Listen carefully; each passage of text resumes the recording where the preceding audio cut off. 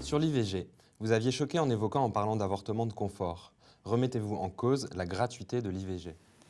Sur la question de l'avortement de confort, nous avons repris d'ailleurs à l'époque une expression qui avait été utilisée par un certain nombre de médecins qui déploraient le fait qu'aujourd'hui, malheureusement, de plus en plus de femmes avaient banalisé leur façon d'appréhender l'avortement et y avaient recours de façon un peu, comment dire, qui n'est pas rigoureuse, si je puis dire, ou responsable.